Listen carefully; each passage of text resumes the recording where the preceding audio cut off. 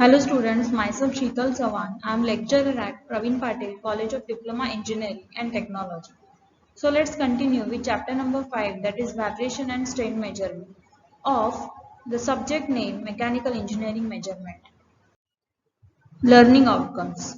So after completion of this video, student will be able to understand strain measurement, stress-strain relation, working principle of strain gauge, gauge factor, requirement of strain gauge, classification of strain gauges. Strain measurement, load carrying capacity of material without excessive deformation or failure is characterized by a term stress. The stress is defined as the force experienced per unit area and is expressed in a pressure units. The stress itself it cannot be measured directly and is normally reduced from the change in mechanical dimensions and the applied load. The next point is stress-strain relation. The stress-strain relation in a simple tension or compression test is shown below. The strain may be given as axial strain, that is mu length minus original length. So means the difference between new length and the original length, which is shown by delta L, and the original length is L, and the lateral strain is nothing but the new diameter minus original diameter, means in short change in diameter upon original diameter. So for elastic material, stress strain relation is linear. So if stress is removed, deformation is vanished. Modulus of elasticity means stress upon strain, the ratio is called as modulus of elasticity, which is denoted by capital E. So this is the diagram for the stress strain curve. So stress versus strain figure or the graph is shown over here. So ultimate or breaking stress means when applying the load, so the material will break. So it is breaking stress or ultimate stress. The next point is working principle of strain gauge. So the resistance of strain gauge wire is directly proportional to the mechanical stress applied on it. So let capital R is the resistance of strain gauge wire when mechanical stress is 0. Capital T is the diameter of wire, L is the length of wire. So when mechanical stress is applied on a wire, its diameter decreases by delta D and its length is increases by delta L. So delta L upon capital L means change in length upon original length is the linear strain, and the change in diameter, that is delta D upon capital D, that means original diameter, is the lateral strain. So Poisson ratio is mu, is denoted by mu is equal to lateral strain upon linear strain. So delta D upon capital D upon delta L upon capital L. The next point is gauge factor. So the gauge factor is the ratio of change in resistance of strain gauge wire to its original value to per unit change in length. So gauge factor is nothing but delta R upon capital R divided by delta L upon capital L, which is nothing but the small dr upon capital R upon small dl upon capital L. So which is nothing but the 1 plus 2 into mu. Okay. So mu that we have already seen, mu is nothing but the Poisson ratio. Okay, which is nothing but the lateral strain upon linear strain. So the gauge factor is independent of applied strain. The next one is the requirement of strain gauge. So what are the requirements? So let's see one by one. So strain gauge should be small in size with negligible mass. It should be highly sensitive to strain. Then strain gauge should have high value of gauge factor. A value of gauge factor indicates a large change in resistance for a particular strain resulting in high sensitivity. It should be easily attachable to specimen. It should have high speed of response with negligible time lag. It should be capable to indicate static, then the transit and the dynamic strain. Then it should be capable of a remote indication and the recording. It should not be a sensitive to ambient conditions such as the temperature, humidity and vibration, etc. The next point is classification of strain gauge. So there are three types. First one is the mechanical gauge, second is optical gauge, and third is electrical strain gauge. So what are the mechanical gauges? So these measure change in length and the magnified it by using various mechanical elements like the levers and the gears. So mechanical strain gauge are comparatively larger in size. So these gauges are used for static strain measurement. Second is the optical gauge. So in this gauge, the magnification is obtained by using mirrors or prisms. The accuracy of these gauges is very high and it is in a simple form. It consists of the plain mirror rigidly attached to movable knife edge space. When subjected to stress, then the minor rotates an angle and reflects a beam light. So this reflection can be calibrated to give a strain. Then the third one is the electrical strain gauge. So the principle of electrical strain gauge is based on measurement of changes in resistance, capacitance or inductance. So that is proportional to strain applied on test specimen. So let's see the construction of electrical resistance strain gauge. So wire type of bonded strain gauge consists of thin sheet of insulating material such as a paper or bakelite. A strain gauge wire having uniform cross-section area and diameter about 0.025 mm is uniformly cemented on the sheet of the insulating material. The spreading of wire permit a uniform distribution of stresses. Two terminals taken out are called as a connecting lead or terminal leads. Another thin sheet of insulating material is placed on the strain gauge wire to prevent it from the mechanical damage. When such a type of strain gauge is used for measurement, it forms one arm of a Wheatstone bridge circuit network. When the quantity being measured is zero, the resistance of the arm is adjusted such that bridge shows the null position. When the strain is applied, the resistance of strain gauge wire changes, causing unbalanced condition in a bridge. The deflection shown by the detector is calibrated in terms of quantity being measured. Let's see the strain gauge classification. So it depends upon its construction. Strain gauges are broadly classified as unbounded strain gauge, bounded strain gauge, then a wire type of bounded strain gauge, foil type of bounded strain gauge, semiconductor type of strain gauge. So these are the three types of bounded strain gauge. Let's see the first one, unbounded strain gauge. So figure shows a diagram or the representation of unbounded strain gauge. So which consists of a fixed frame and movable frame or armature. So movable frame is connected to the shaft which is able to move on either of the direction under the application of force or strain to be measured. So this is a diagram of a strain gauge. So the shaft is connected to the movable armature. So as shown in the diagram. So motion is horizontal motion. So fixed frame is there. For a strain gauge wire having uniform cross-sectional area and equal length are connected in such a manner that one end of the each wire is connected to the fixed frame and another end is connected to armature or movable frame. The resistance of wire RS1, RS2, RS3 and RS4 are equal in magnitude.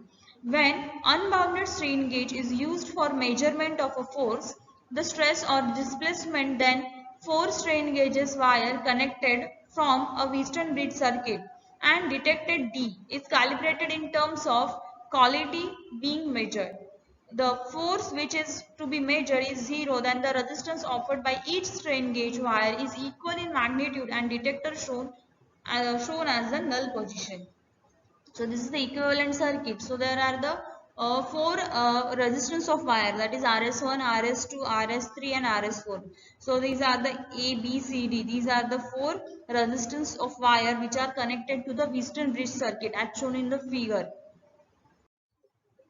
Now advantages of unbounded strain gauge. So it is simple in construction, its cost is low, it is accurate if compared with the cost. Then disadvantages of unbounded strain gauge. So effect of hysteresis may affect on its performance, change in temperature affects its performance, then the resistance of a contact lead decreases its accuracy.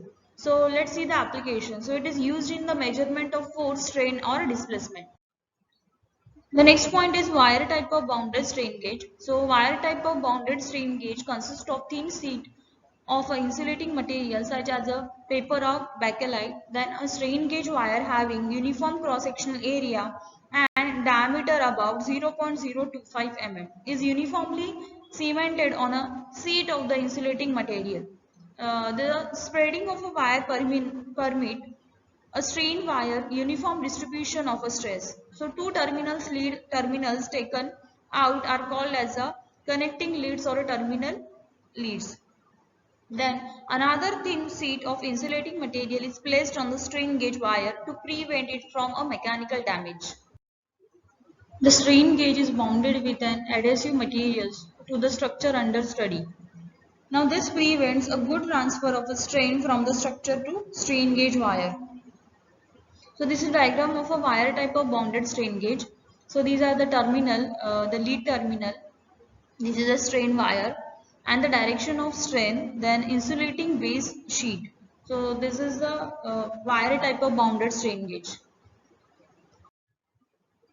The next point is foil type of bounded strain gauge. The construction of foil type of strain gauge is exactly similar to that of wire type of strain gauge, but these gauges have more surface area as compared to wire type of strain gauge. Now this causes increasing heat dissipation capacity so that it can be used at a higher temperature area. Generally it is made in grid pattern.